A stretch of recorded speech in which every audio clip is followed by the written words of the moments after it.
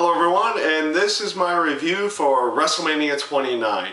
And I'm going to go off right up from the get-go and say that there were some ups, there were some downs for this definitely for this pay-per-view. Where I felt was more down on, for the mostly the first half of the show, the first 2 hours of the show, most of the matches were fairly decent. There was no match in general that I would consider to be a horrible match in any way, shape, or form. I just wish they would have come up with some better ways of actually finishing the matches in some way, and in a different way than where they actually finished them.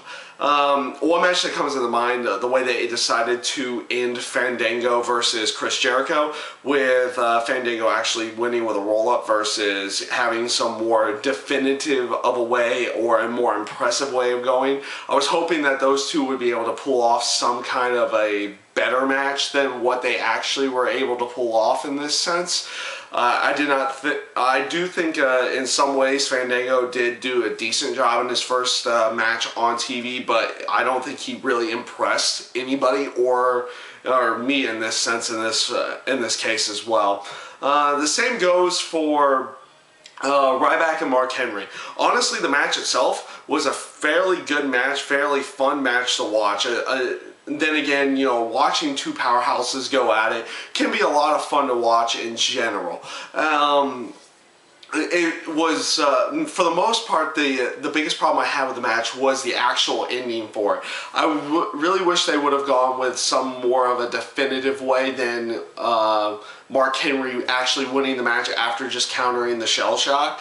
Though until after the match, seeing the shell shock actually performed on Mark Henry and actually seeing Ryback do the march and then perform the shell shock actually did come off a lot better. In that sense, it seemed like they were going for more of Mark Henry actually winning the match, and then, you know, Ryback himself actually going over. So that actually did work out in that sense, though I really wish they would have come up with some better way than just, you know, Ryback failing the shell shock during the match, gets pinned, and then eventually does it afterwards. But that's my own personal opinion on that aspect. Honestly, outside of that, those were the only really disappointing areas of there, outside of the aspect that, you know, Damien Sandow and Cody Rhodes and that 8-man tag didn't actually happen on the show. I feel so, in a way, you know, they always said, you know, WrestleMania is kind of a show where everybody deserves to be on it in some way, shape, or form, you know, whether they're doing some crazy backstage segment or having some kind of even a throwaway type match. Everyone deserves to be on the show in some way. And the fact that that match got written off the show, it sucks for them. I don't think the match would have been all that great in my mind, but, you know, it would have been good to actually have them on the show in some way, shape, or form. But again, that's my own other personal opinion on that. The other aspect is that they didn't really have time to do any of those, you know, crazy backstage segments, you know, hilarious backstage segments in any way, shape, or form, because, you know, they gave time to the matches. They gave a lot of time to a lot of those matches in general, and it just came off a lot better for the match quality in the end, at least in my own personal opinion on that aspect. But then again, it did kind of write off a few other people from the show that they might have actually tried to get in there. Also, with the musical performances, you know, you had Shane Diddy Combs on there. Honestly, I'm not a big fan of listening to his music, but I did, you know, after watching his performance, you could definitely tell that he really cared about, you know, the performance he was going to give out there, and in a sense that I not necessarily gained respect in the terms of me liking his music, but just in the aspect of him in general, you know, caring about his performance and trying to put on the best performance he could possible out there. Actually, I gained a little bit of respect on that aspect because there's been so many musical performances way back in WrestleMania's past where the musicians themselves just didn't care. They didn't really want to be there in any way, shape, or form. Sorry, I'm stumbling my words there. The musicians themselves actually, they cared about their performance. You saw it with Diddy, and then you saw it with Living Color as well when they sung out CM Punk later in the show. You definitely could tell they were caring about their performance, wanted to perform well in front of that live crowd. So that was nice to see as well. The pre-show match with Miz and Wade Barrett was actually a fun match and a good way of getting the show kicked off in some way, shape, or form. The fact that they actually did go with Miz going over Wade Barrett was also a bad, not a bad touch, but it was actually a good touch in there, especially with the way that Miz actually applied the figure four. He did it in a different way that you typically did not see from someone like Ric Flair or the initial Nature Boy, Buddy Rogers. Doing the drop toe hold and going straight into the figure four leg lock in that way was definitely a better way of doing it. I liked the counter to it, and it was a good application to that move, and it was nice to see in general. The match with Randy Orton, Sheamus, and Big Show versus The Shield, honestly, again, was a fun match in my mind. It was great to watch, and the only real disappointment was that they decided to stick with Big Show going heel instead of having either Sheamus or Randy Orton go heel in this case. But in tow, they did it really well in the match where, you had Big Show. He was really behind the team and in his own way. And then Sheamus is going to tag him. And then Randy Orton just makes the tag and goes in there. And then Big Show kind of just stands off in the corner and watches them lose. So that was a nice way of doing it. Again, just fun match. I love watching the Shield inside of their matches, and they continue to impress to this day. Hopefully, he can continue to do more into the actual future as well. The other match with Big E Langston, Dolph Ziggler, and Team Hell No. Honestly, that again was a fun match. It was actually weird the fact that they decided not to actually switch the tag titles in this case, with switching over the Dolph Ziggler and Big E Langston, because I know typically in normal WWE terms when someone has their in-ring debut, they usually like to put them over, and you figure they would have actually put Big E Langston over in this case in some way, shape, or form. I mean, they kind of did it during the match in a way showing off his power and everything, and then allowing Team Hell No to actually keep the tag team titles, but it actually felt like they were going to, switch the tag team titles in this case. I'm not saying it was a bad match because they didn't do that, but until it just seemed a little bit more weird than anything, because they usually do put people over when they have their in-ring debuts, like Big E Langston typically does, and they did it earlier with Fandango, so you figure they would have done it again here, but they decided to go the other route. But again, fun match, and just pretty much a fun match in that case.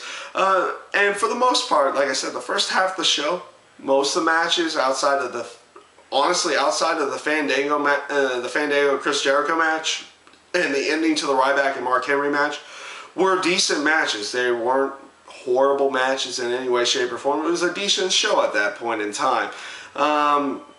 They pretty much gave away the entire result of the Jack Swagger Alberto Del Rio match by doing the video promo, and then by the time the video promo had actually ended, Jack Swagger was already in the ring. So you pretty much knew where Jack Swagger's future in the WWE is, and it's unfortunately for him, because he is a good in-ring performer. He's always had problems on the mic in the past. Is going to more than likely be featured endeavored here relatively soon in some way, shape, or form because of his outside of the ring problems. And look, like I said, he's always been a very good in-ring performer. Take the whole character that they had come up with going into him, take that out of the picture. He's always been a good in-ring performer in that sense. But, you could tell where they were going with it by the actual aspect that he was already out there for the match after the video promo ended. The match itself between him and Alberto Del Rio was actually a very fun match. I felt it was a very good match in a sense. It wasn't one of the best matches on the show, but it was fun and entertaining. And you could definitely get behind Alberto Del Rio and how they built him as a face in this actual program. So that was always nice. That was actually nice to see. Which basically brings me to, which is probably the last three matches of the night, the three big main events of the night, the Undertaker CM Punk match. There's nothing more that I can say other than this was just a great match. Fun, entertaining, seeing different counters towards, CM Punk's GTS versus Undertaker's Go to Sleep, or even the Hell's Gate versus the Anaconda Vice. Having Paul Heyman in there as well, just, saying you're this close from actually beating the Undertaker, you're this close type deal. It was just a fun, entertaining match to watch. It was just a great match to watch in my mind, in that sense. So there's really nothing more I could say about that other than it was a great match. And the same goes for Brock Lesnar and Triple H. That was just a great brawl to watch. The fact that they made it no holds barred again made it just that much more fun in that sense, because you knew they were going to be bringing in weapons. They were bringing in the stairs, the sledgehammer, the chairs, different types of weapons in there, and it was just a great brawl to watch. You could definitely tell the intensity between the two of them going into it and continuing throughout the match in general. So again, just a great match to watch between Triple H and Brock Lesnar. And that pretty much brings me to the main event of the show, which was, again this year, John Cena versus The Rock. And I'm going to challenge anybody to do this. Go ahead and watch WrestleMania 28's match with John Cena and The Rock. And then watch WrestleMania 29's match with John Cena and The Rock. And tell me that tonight's match was not great. They performed almost flawlessly in their match. Last year's match was a decent match where the crowd was actually just, carrying them through it. You could definitely get a different vibe from this year's match with John Cena and The Rock. Just seeing the different counters, to the holds, to the STF, to the sharpshooters, to the rock bottom, to the attitude adjustment. You saw a different type of match between the two of them this year, and it came off a lot better in my mind than WrestleMania 28's. And usually sequels don't typically come out better than their originals, but in this case, I felt like it definitely did. John Cena and The Rock definitely put on a far better match this year than they did last year. And you have to commend the both of them, because they could have just phoned it in again this year and put on a decent match and let the crowd carry them through it. No, they actually, you could tell they actually cared about the match. They wanted this match to be really good, and then, people to actually enjoy it. And it just came off really good in my mind in the end there. And seeing the respect at the end after the match, of course, with John Cena winning and everything, was a nice little touch as well. Because honestly, no matter how much you would like for John Cena to actually turn heel, with everything that he does with Make-A-Wish and other different charitable areas, you can't make him a heel in that sense, because it would hurt that aspect towards the WWE.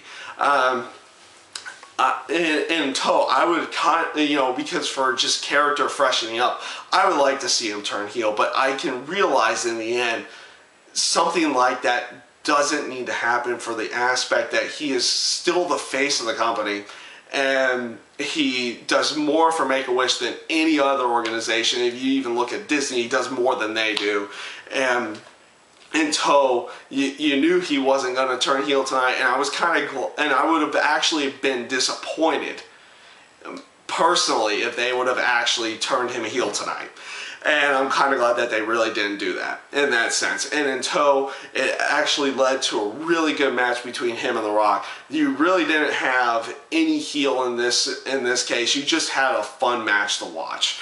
And yeah, in tow, I felt that the first half of the show was a decent show with the matches. Not like I said, none of the matches were horrible. I really wish they would come up with some better finishes towards like Fandango and Chris Jericho and Ryback and Mark Henry. But in tow, those matches weren't all that bad to begin with. And the three main, and of course, the three main events with CM Punk and Undertaker, Triple H and Brock Lesnar, and Cena and Rock were just phenomenal matches. Great matches to watch. Really made the show a lot more fun to watch in general. So I would definitely give this a good rating in some way, shape, or form. So that is my review this year for WrestleMania 29. I thank you guys for watching, and I hope you enjoy.